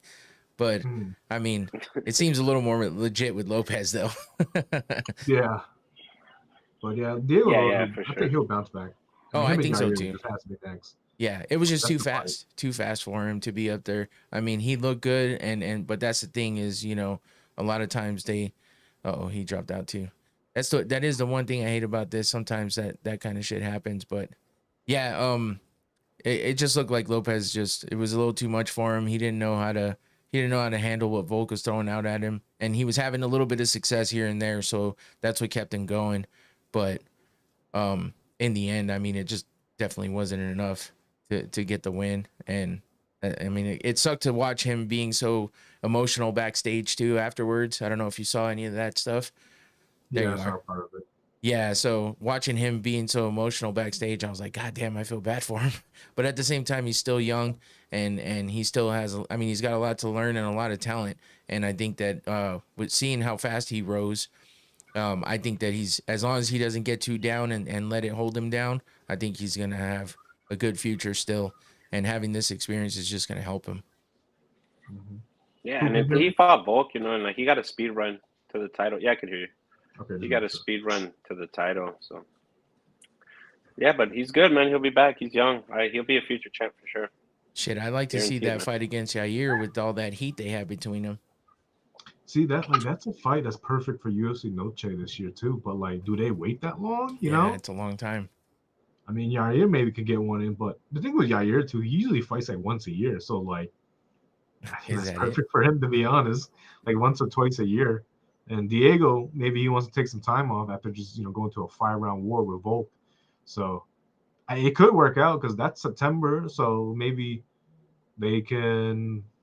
I mean, what's it? April? That's 5 months. I mean, yeah, you could say that's enough time. 2 months. I mean, Yair's got more time, but like he always gets injured and stuff like that. So Yeah. it could work. That'd be like a great co-main event. If not, it's definitely a main card fight. But Yeah. they would have Yeah. done like Ultimate Fighter Mexico. There you go. Like that's the one right there, bro. Yeah. Well, I think that was it. I mean, what was the other? Oh, the other fight was the women fight. That'd be why we didn't really think of it. Which That women's was fight? Yan Xiaonan and Virna Jandiroba. Oh, I took a shower during that fight, so. I mean, I just saw the fight and I just went to go take a shower. But yeah, I'm good. I mean, Yan Xiaonan, that fight against Weili Zhang, that one, I mean, it at least kept you entertained a little bit because the whole like end of the round where she kind of got choked out and and it was kind of a bit back and forth. But man, yeah, these women, it's tough to watch. I mean, when the most exciting thing that happens in a fight is like a chick losing her fake eyelash in the middle because she got punched, and that's what everybody talks about for a fight, like that's oof. That's Funny tough. enough, but But I was gonna say, hey, when the Zhang fought Yan Chanan, and they was on UFC 300, right? Yeah, yeah. actually, yeah. It was like, it was a good fight, but I didn't really enjoy it. Not saying it was bad. It was because we just had Max versus Justin Gaethje, Yeah, placement. and Yeah. then I had like a huge adrenaline dump after like going crazy after that I one. think everybody It's did. like you can't top that moment with that. You know what I mean? Yeah. It's like I was like, well, now I'm just sitting there on the couch and just watching. Like, yeah, it's a good fight. I'm kind of like all my adrenaline just got dumped or something. I'm actually And then surprised I remembered any of it after all that, honestly. all I remember is that like Yan was definitely out, and she somehow kept fighting Yeah. because of like the bell rung or something like that, and then like the ref's like, "Are you okay?" And she was like, "Yeah," and then like she was clearly not okay, but she survived somehow, and went all 5 rounds. And then I kind of got woken back up when Alex and Jamal fought, Yeah. because like just Alex Pereira, come on, Right. like, and Jamal Hill. I mean, I'm not gonna lie, I picked Jamal Hill to win that fight because I thought he was pretty good, and now it's just Alex, just a different breed. Yeah, I'm You know, waiting. it's another one. The What? the one UFC Noche when we got we got Sel Hoover and Esteban Ribovic, Ribovic. and then Oh, Brian Ortega, Diego Lopez, and then it was Alexa Grasso and Valentina Shevchenko for 5 rounds, bro. Oh my yeah. god, I mean, that the was Yeah. such a Marab O'Malley letdown. fight was pretty bad too. The what? The Marab and O'Malley fight right Oh, after. yeah. Yeah, it's Yeah, weird I thought, because I mean, you think with all the high energy and stuff and The Marab and Sean O'Malley. yeah.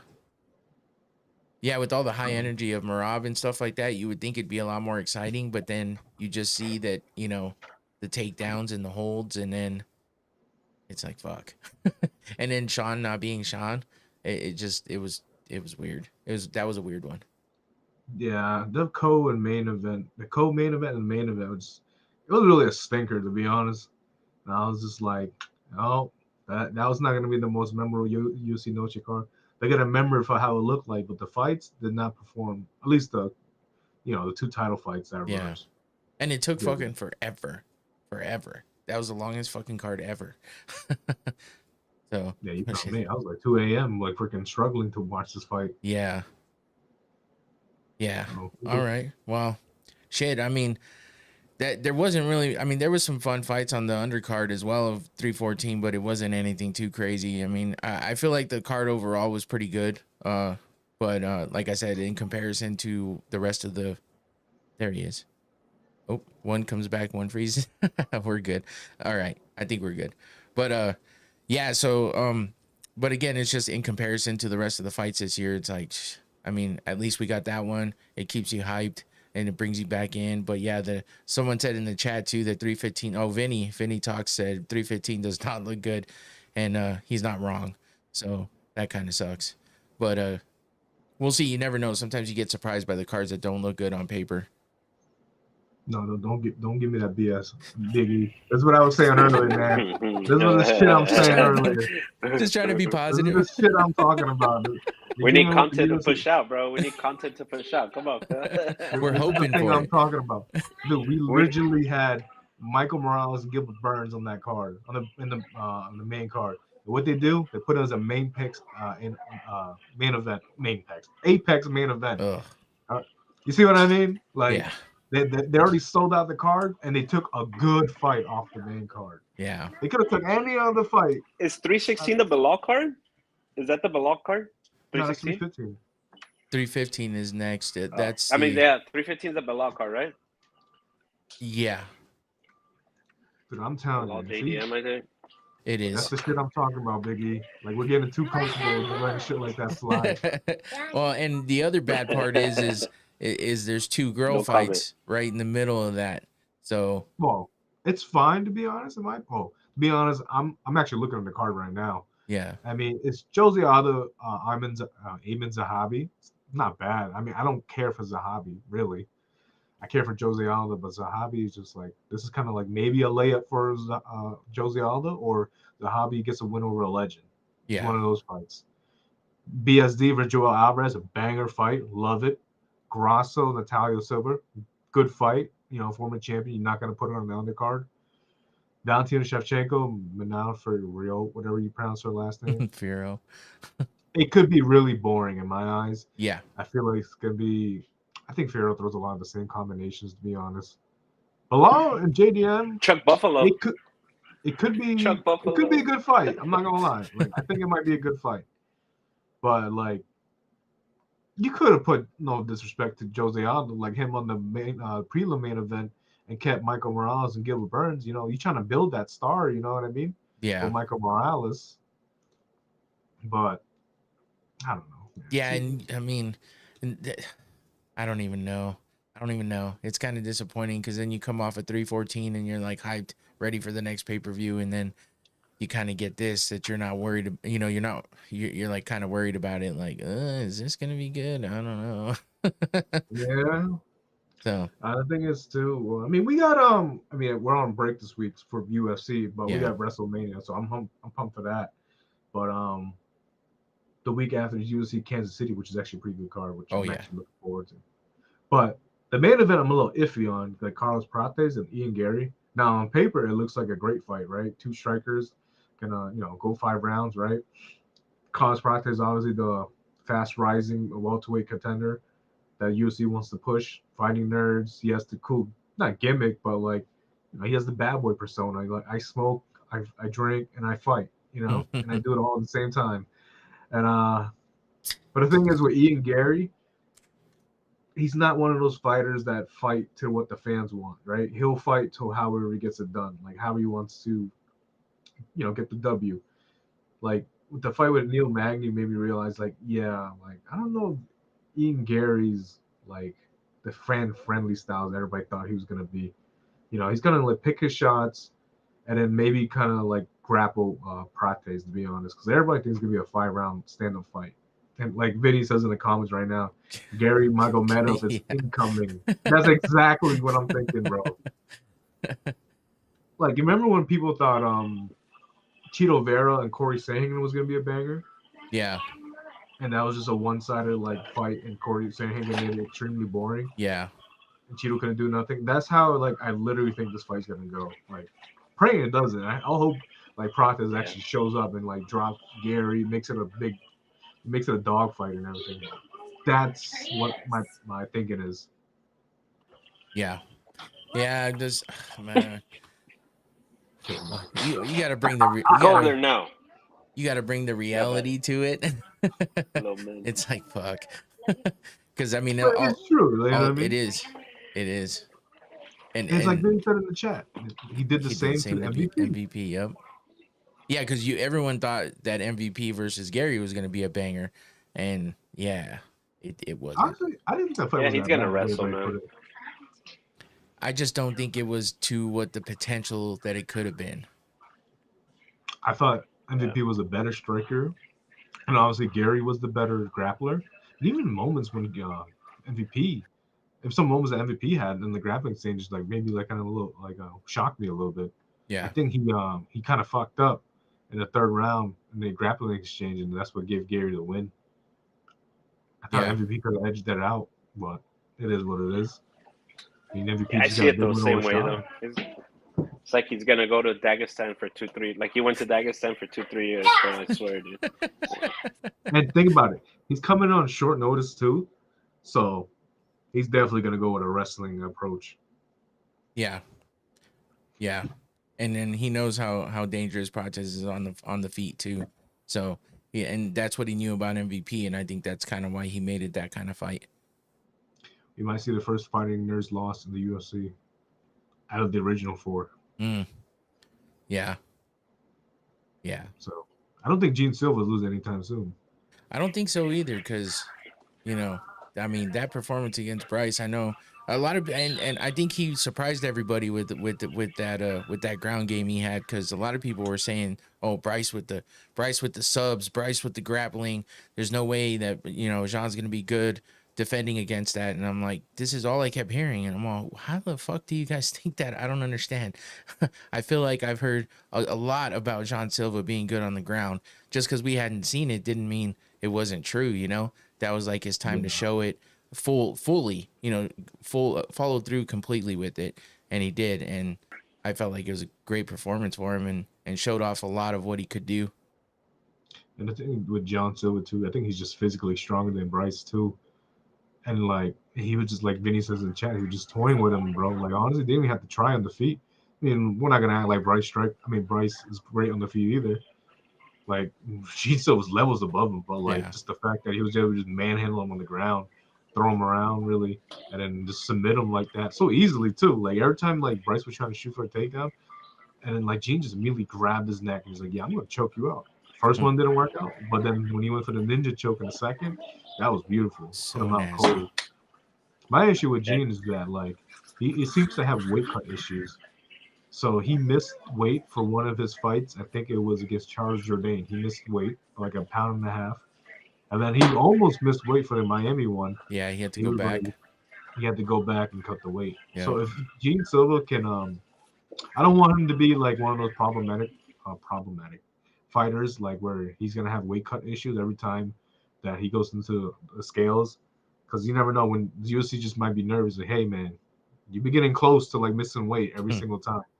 So They don't want another we're gonna Kelvin put you in a Gastelum. title fight. Yeah, you don't want the Calvin Gastelum issue. We don't want you to be missing weight like what Yoel Romero was doing back in the day, just showing up missing weight back-to-back title fights. You know. Yeah. So if he can just keep his weight on track, you know, just making weight on the first attempt, then I feel confident with him getting a title shot in the future. They might just push him to the top. Just give him Brian Ortega. That's what they did to Diego Lopez. Yeah, that's true. That's true. That, and I mean, that could be a good fight. You know, Brian's hard to get out of there, but I mean, he gets hit so much. I think Jean might put a beating on him, and then you see that his skills on the ground. And I just feel like Brian's been in a lot of those wars that might take a toll on him a little bit. So, but it'd be What nice. about the new fighting nerd? Oleg Zaitchev? Michelle Oleg Zaitchev? Yeah. Man. What Well, was he used that? to train out of his garage, bro. Like, I was, like, checking that shit out. So, like, the fact that he's actually going to a gym now, like, he was fighting, like, banger fights, bro, you know? And that's just him training out of his garage. So now I think him with the fighting nerds is the best move he could have made, man. I'm excited for his next fight, dude. I thought it was he's a bullshit banger, at man. first. I thought somebody was know, fucking right? around. I didn't even know it was legit. Yeah, dude. He looked good, man. Yeah. He looked really good. I mean, what do you knock out Dumas? So I'm like, no, Reina's parade, but like, Dumas is that great either. So I mean, he was favorite too. That's crazy. Dumas? Yeah. Yeah, that's insane. Damn. Yeah. Yeah, I didn't even look at his odds. I just thought Oleg Zaitchev would be the favorite. Right on. Well, hey, I'll let you guys go because I know Phil's. It's late for Phil right now. Well, I have to be up for another hour. Oh, really? 11:30. I mean, I could keep going for another 30 minutes, to be honest. Oh, okay. I mean, shit, if you guys want to, I'm down. I Yeah, mean, I got like food, 15, 20. 15 Gotta, minutes it All is. right, I 15 know minutes. food wanted to talk yeah. about the Dakota Ditchabot situation. Oh yeah, yeah. I was actually wondering about that because today at work was fucking stupid, and so I didn't really get a chance to kind of dig into that and see what was going on. What exactly was happening with all that? Well, Food. she's just tired of being put on ice. She's like, I'm on contract. You guys have to give me fights. Like you could tell she's asking for it now. You could tell she's like, oh well, it's time to time to make some money, time to shine. She just wants to fight, and she's putting it out there now. Yeah, so she's making it. She's verbalizing it. That's Yeah, good. man. Bro, I That's tried good to. because she's been on a tear, and you know when you're stagnant for too long, that's when you don't know what's gonna happen when you get back, especially when you just have zero idea when you're coming back. It's like, what the fuck are we doing?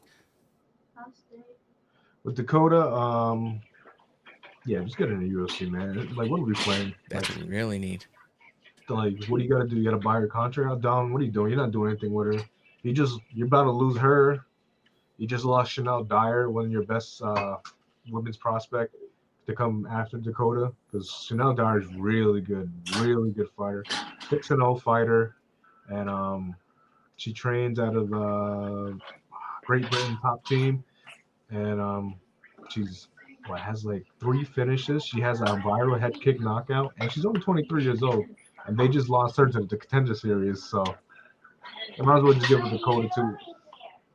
Go Yeah, look at Kayla Harrison's success, bro. Like as soon as she came over, she's a star because everybody wanted her here. She's had like 1 or 2 years out at PFL where she could have came out earlier, where she ended up losing, and then obviously it took a little bit of her stock away, but like she still came in like everybody's like hyped, like, and now everybody's looking forward to like the fight with her and the GOAT. So Amanda Nunes, and that wasn't relevant until Kayla came over. So it's we need to see the best stars in the UFC, and like Phil said in the chat, like it's bad when not Phil, when Vinny said in the chat, it's bad when your superstar says something about it. So we all want her in the UFC. I think everybody wants her in the UFC. I'm pretty sure, like PFL fans want her in the UFC. So yeah, hopefully we get her in the UFC or they give her some good fights. But there's no talent out there for her. It's bad enough that there's barely talent for the men. It's talent for the women scarce. So yeah, yeah. hopefully they figure something out. It just shows how bad the MMA industry is right now. Like people can say, "Oh, but the regionals." Yeah, the regionals are always going to be great no matter what. But like we're talking about like like the promotions that's supposed to pay the fighters like good money. And like yeah, you could pay them good fighters, but like you're not giving them good fights like worth talking about. Really, like they have a bunch of female fighters like in the women's flyweight world tournament, but like you kind of just use like 1, 2, 3 of those chicks to fight Dakota. You know what I mean?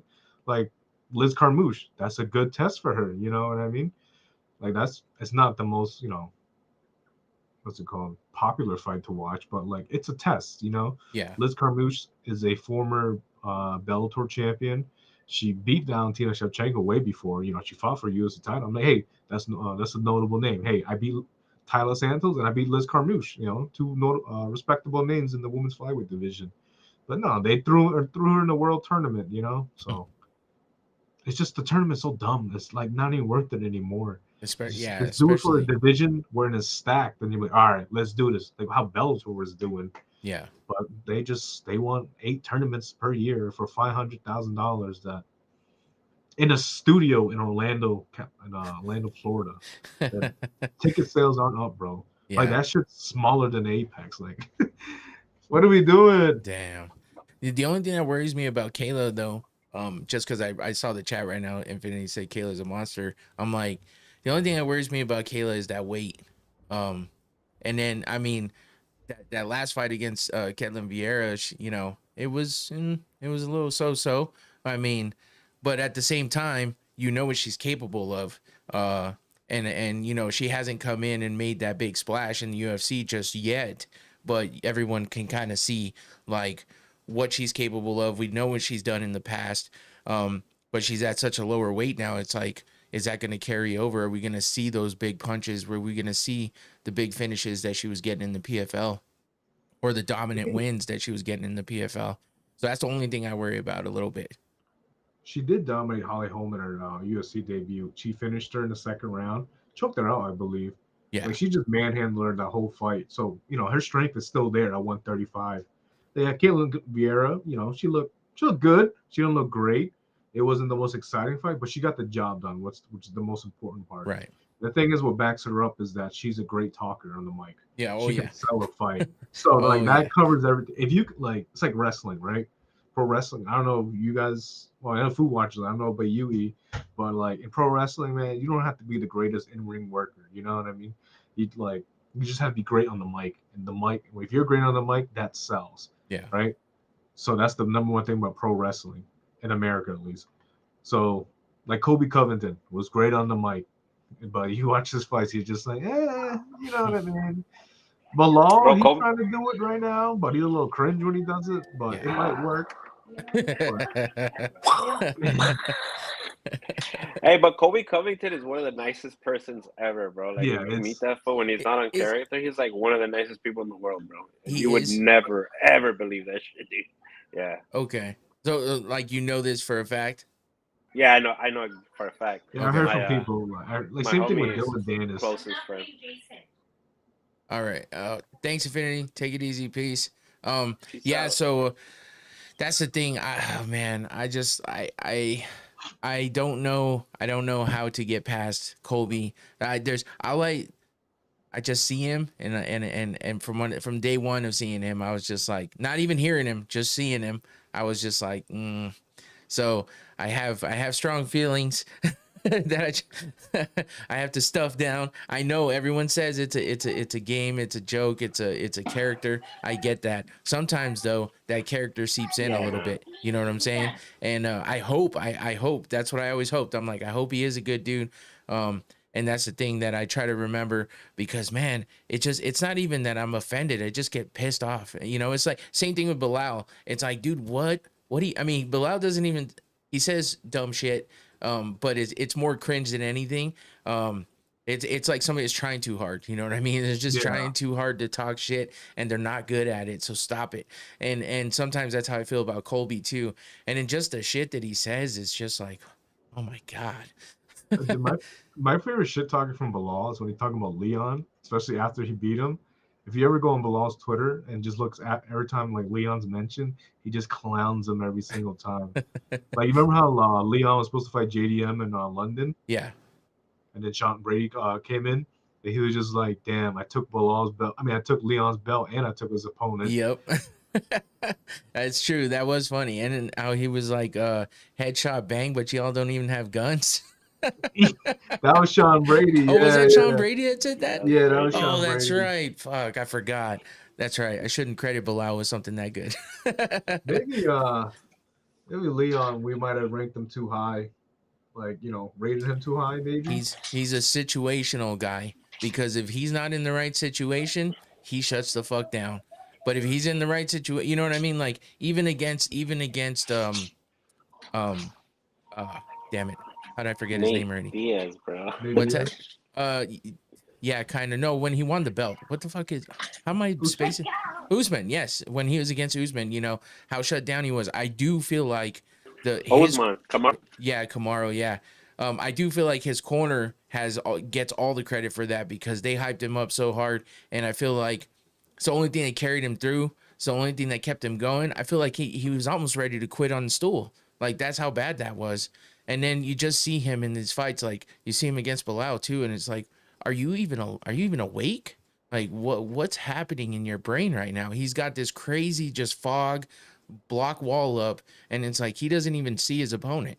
It's just weird. You see this blank look on his face. He walks back to his corner just like, I don't know what's happening right now, but I'm just gonna finish. Like, that's just like getting through it. It's weird. But when he's on, and he looks good when he's on. So I don't know. It's just all situational, I think. Yeah, I agree with what you said. I think he gets his will easily broken. Somebody breaks his will, he's already done pretty much. And like, you might land that one shot. That can happen to anybody, really. Yeah. Just that that one moment he did it was the perfect timing. But we'll see where Leon goes, man. Like, I don't know where he goes from here. Like, he looked really bad his last two fights. Yeah. Like, getting dominated by Sean The Brady. 170 stack now. Dude, the thing is, there's so many guys coming up too, and that's the craziest part. Like Miles Morales is coming up, dude. I am so not Miles Morales. It's Michael Morales. I'm thinking of Miles Morales from Spider-Man. I do the same shit. I didn't even second guess it because I do it all the time. Yeah, but I'm really hyped for him, and it irritates me they took him off the pay-per-view card. Yeah. So I'm like, dude, like put him, like this is the time to shine. You know what I mean? And then you put him on the Apex card. I'm like, what are you doing? And that's someone you don't book in the Apex, Michael Morales. You try to build a young, up and coming contender, and yeah, they threw him in the Apex. But whatever, it is what it is. Leon I versus don't hate the Bucky. Apex, but Hopefully it changes with the new deal. Hopefully it's just like an ESPN thing, you know, like they have to put I on so don't think much that's stuff changing. out. But we'll see. Because they was talking about renovating the whole Apex too, because they're gonna have boxing and shit. Well, they coming are. soon with TKO. So Well, I they're think trying to gonna get see more. Slap League there. Honestly, bro, I don't even care about Slap League no more, bro. Like, honestly, like, I feel like the hate for it kind of like played out. Like now, I'm just like, if I say it, it's kind of just fake outrage, or I'm just looking for clicks on Twitter. But I don't even care anymore, bro. Like, if it's on, it's on. You know what I mean? Like, Dana's never gonna go away from it. If he says he's doing numbers, then I believe him because everything he's done has done numbers, and he's proven everybody wrong pretty Yeah. much. So, you know, more power to Dana, you know? So do what you got to do. You know, One Championship's doing great things with kickboxing and Muay Thai, and Rise is doing their own thing. PFL can go fuck themselves. Don Davis unblock me, you jackass. That's funny. Yeah, I never even watched Slap until Paige Van Zant got on it, and I was just like, all right, I'm gonna just see what happens with this. And it's funny. Dude, she had a match against John Dotson's wife recently. That's the one I watched. Yeah. Yeah, I mean it's free on YouTube too, so I'm just like, you know what, fuck it, why not? Like, Yeah. I gotta lose what? I can put a tweet. Wow, that was a cool slap match. Oh, you watched that shit? Yeah, I don't really care, I bro. thought about interviewing some slappers, but I'm like I'm still like. Yeah, you're gonna be hit with I don't know. you guys. I thought about it posting on our page one day, and then it was just like, I'm gonna get a bunch of comments. Oh, you sold your soul and all that crap. Like, well, honestly, it's really not that bad. Like, yeah, the sport of it, I guess, is well, not really a sport to be honest. It's a gimmick thing, but Yeah. it's entertaining. Like, I'm not gonna lie to you guys and sit here, but like, I'm not gonna have all this fake outrage about it. It's just like I'm more upset like at like Dana when he can just push kickboxing or Muay Thai, something cool. You know what I mean? And that's what he does. Yeah, that's what you do. My thing is I mean I can watch the knockouts and stuff if I just separate everything from it and I'll watch a highlight and be like, okay. But the in between shit, like when they slap each other and it doesn't work and they're like, you know what I mean? Doing that kind of shit. I can't do it, bro. It's like the worst thing they did was Road to Power Slap. It was like an Ultimate Fighter theme power slap. Oh God! Why? Just fucking put the show on. Like it's like nobody I'm really invested into. Like can't lie, you know, Paige Van Zant is like, you know, does bring in eyes. So it's she's smart, man. She's a smart businesswoman. Yeah, she is. I mean, she's doing a little bit of everything, and she was looking to come back on that GFL, but we'll see what happens with GFL. that. Rip GFL. Yeah. It was all a scam. And Darren Owens made some comments and stuff like that. And yeah, he shouldn't really not be speaking. He's like Don Davis. Just don't talk, man. Just don't talk. Hey, bro, Paige Van Zant's husband looked really good on his debut, man. Yeah. Justin Vanderford, whatever his name is. Yeah, Vanderford. He's so good, dude. That's actually one of those ones I was going to bring up when we were talking about the Contender Series and Dana not wanting to give people contracts. He was a part of that one night where he didn't give anybody contracts, and I was like, man, he got a win. Like it wasn't like the most exciting win, but I've seen him give contracts for less, and he's got a name and stuff like that. So it's just kind of like, I mean, he was in Bellator. I don't know. That was just weird. and for him not to get a contract then. But I mean, I guess he showed him up because he came out and looked pretty good in that fight on short Yeah, he notice. did. Hey man, eventually he'll get there. I mean, that's what they all say, right? Yeah. I mean, they'll eventually get there one day, and especially in MMA. If they're not in the UFC now, they'll be there soon, whether you're washed or not. I mean, look at Kyoji, look at Patricio Pitbull, Aaron Pico. Now Tafik Musayev is about to probably come over. They're gonna come over one day. We just don't know when. And sometimes when they're out of the prime, like Yeah. Patricio Pitbull. A lot of these new fans saying like, "Oh, see, he's a Bellator guy. He's just an outside guy, whatever, yada yada." But guys, you wasn't there when Patricio Pitbull and Jose Aldo was being talked about as a super fight one day. You had to be there. Like, yeah. I guess I'm considered one of the old guys now, which is like weird. I mean, you guys are a lot older than me, but like now I understand where you guys come from. Back in my day. Back in my day, these freaking 16-year-olds are already talking down on these fighters. Yeah. Well, when I was fucking. 16, Oh, Patricio was the man. Yeah. Well, I heard Aaron Pico say earlier in an interview about how he could have ended up in the UFC. He didn't think they wanted him. So I guess somebody didn't make it clear to him that they were interested. So he was saying that he kind of missed his opportunity of getting in there but I think it's probably better for him to have gotten a little more experience, a little more ring, cage time and stuff. And then, to come into the UFC, I mean, it's kind of been an up and down thing for him, but I mean, he's a great fighter. And I think if he can come out and show and prove, in his first fight, I think, and get past all those, UFC jitters and shit that everybody gets. I mean, Patricio showed a little bit of that. I know he's used to being out there and shit, but it's still kind of different. And it just looked like he was a little hesitant and a little bit weirded out. Just, it looked like he didn't fight his fight like he usually does. So, yeah. With Patricio is just that I kind of saw how it play out like that. Patricio's not an aggressive fighter; he's kind of a counter striker. yeah, And Yair is gonna keep his distance with his kicks and everything, which he did. So I wasn't shocked when we see that. And then Patricio did turn up in the third round, and then he got clipped. right. At that moment with the arm bar, had me hyped for a moment because I'm a big Bellator guy. So, but it is what it is. Like I said, back to the new fans, I wish they would just go back and watch some of these guys. And sometimes you just have to understand, like, the time, like, you just had to be there, right? That's something, it's not really the best way to explain it, but, like, during those times, you really felt the moment, Yeah. Like, when Conor was at the top of the world, like, people don't understand, like, how big Conor was when at his top. And compared to now everybody just shits on him now.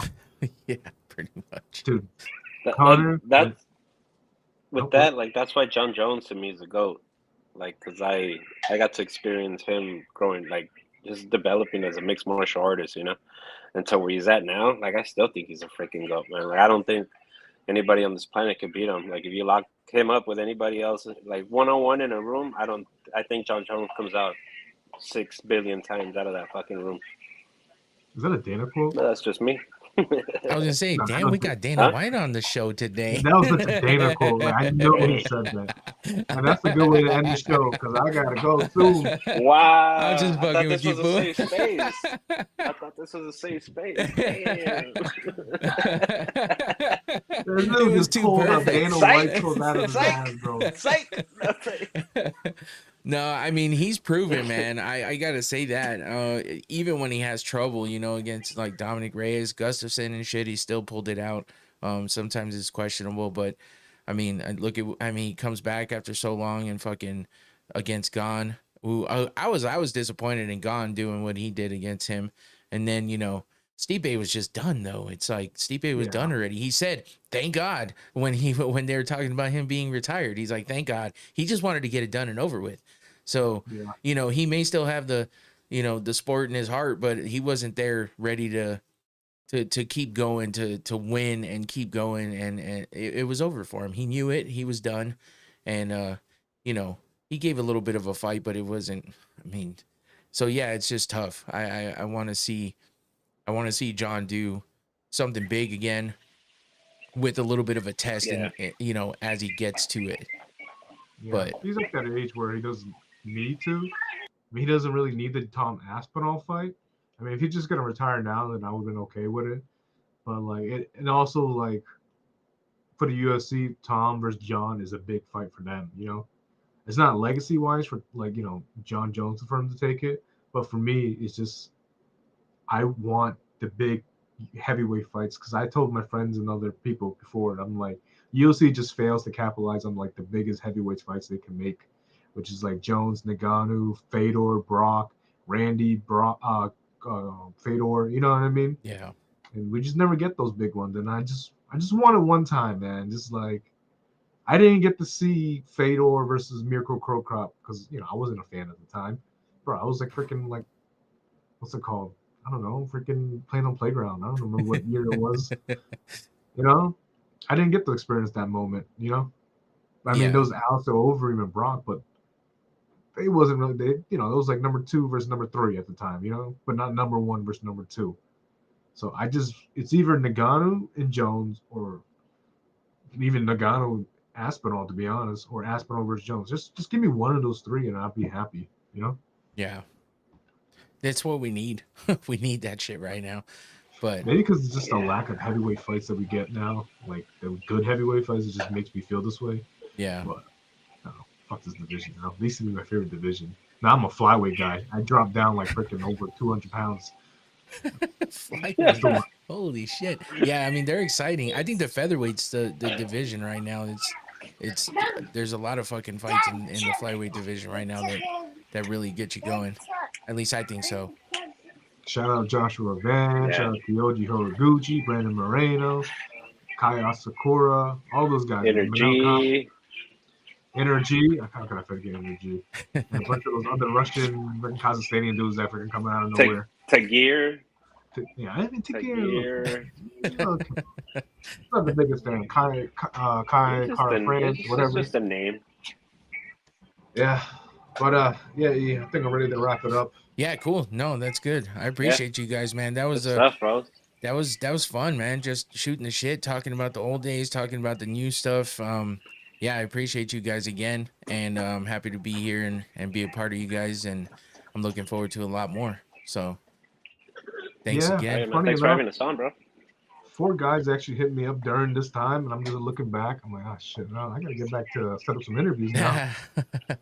Yeah, get back to the grind.